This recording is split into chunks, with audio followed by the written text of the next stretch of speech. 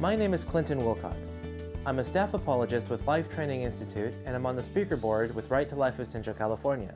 And this is Life Bites. Today I'm going to talk to you about the substance view.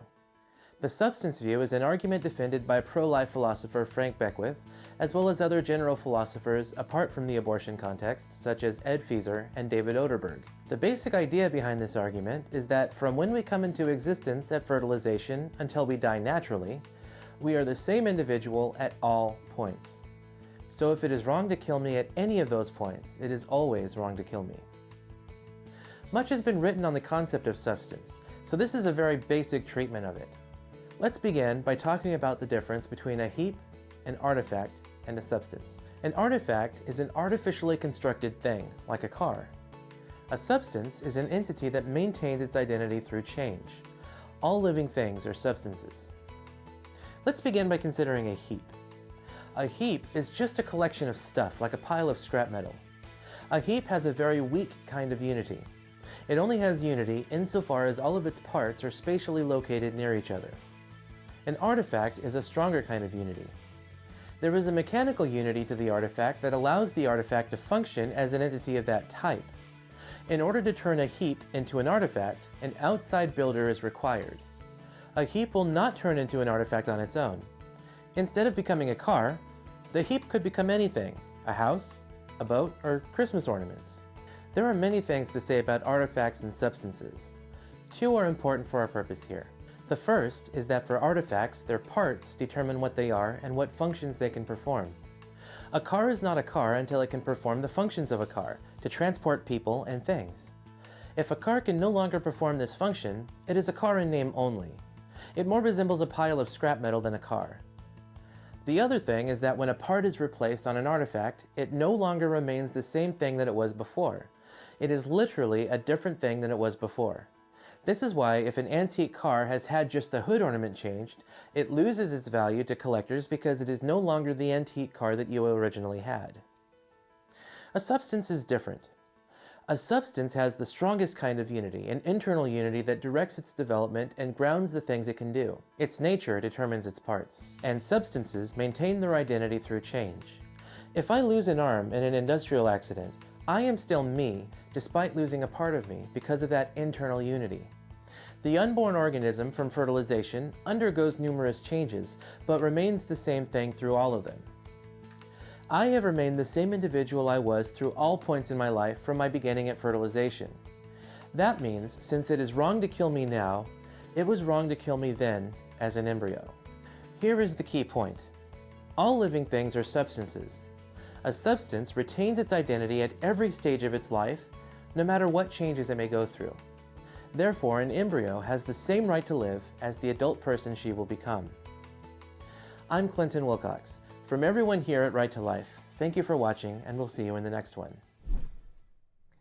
Hey guys, again, this is Clinton Wilcox, who you just saw his Life Bite that we post on Facebook and other social media sites. Now, Clinton, let's talk a little bit more about the substance view and give us a little bit more history about it. Okay, well, the substance view actually goes back to the time of Aristotle. One of his 10 categories was that he talked about substance as one of those. But there's a whole lot of philosophy behind it, and it's not really essential that we know it to really talk about the substance view, but it's pretty involved.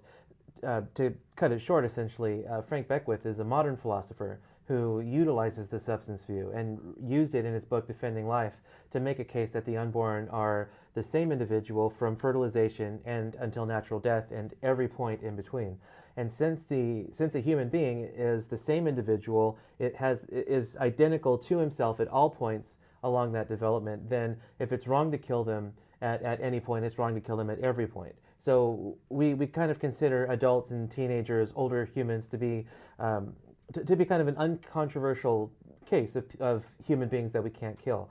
But if the substance view is correct, which Beckwith and other philosophers make a convincing case that it is, then if it's wrong to kill somebody as an adult or as a teenager, then it is also wrong to kill them as an embryo and as a fetus. And so the substance view, in a nutshell, is just if we are the same at all points in our life and it's wrong to kill me now, it was wrong to kill me then as an embryo as well. Yeah. Have you used this argument, aside from just teaching it as a philosophical way of thinking about the pro-life issue, have you used this in conversation with people? I have, to varying degrees of success. The substance view is an argument that you can support without delving into religion. But to a lot of atheists, for example, they kind of think that there's some like sleight of hand going on, that we're espousing a religious point of view with philosophical sleight of hand, essentially, because to them there is no such thing as metaphysics, because to them the only thing that really exists and the only thing that you can measure is the physical world, so that's all we can know. But of course that's not true, and that's only a very modern position. Traditionally, philosophers have studied things that we can't see and can't verify with our senses. Metaphysics is a legitimate field of philosophy, and so the substance view is not a religious view, but it is a metaphysical view. It's one that atheists can agree with and can utilize themselves without having to go to religion. But then if you really want to get down to the metaphysical basement of it all, then I would argue that what it really boils down to is that all of these metaphysical realities about substance and about things having an end toward which they are directed, that does point toward God's existence. And some philosophers like Thomas Aquinas have used that as an argument, but it's not something that's necessary to be able to use and understand the argument. Okay, well, let's break this down again. So if we go back and watch the video, we could easily break that down. But let's break that down here. Let's go back to what a heap is, an artifact, and substance, and why all living things are substances. So take it away. Okay, well, the thing to remember is that a heap is just like a pile of stuff. So, we could use the car example, that it's just like a pile of scrap metal, which could become a car, or it could become something else, a house, a boat, whatever. A pile of salt, for example, is a heap. And then you can take the salt and you can mix it with ingredients and turn it into a cake. And the thing about the heap is that when the heap goes in to make an artifact, something that's artificially constructed, it loses its identity and becomes a part of whatever it's going in to make. So the scrap metal loses its identity and becomes part of the car. And then once the car is completely constructed, then the car is able to function as a car. It's able to transport people and things from place to place.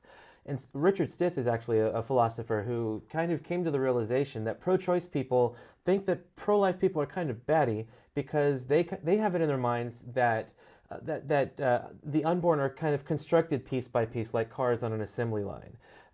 So in that respect, they kind of think that the unborn are kind of constructed piece by piece, and then once it's born, out pops a baby, and now it's a full-fledged baby, it's fully developed, and now it's ready to get on with its life.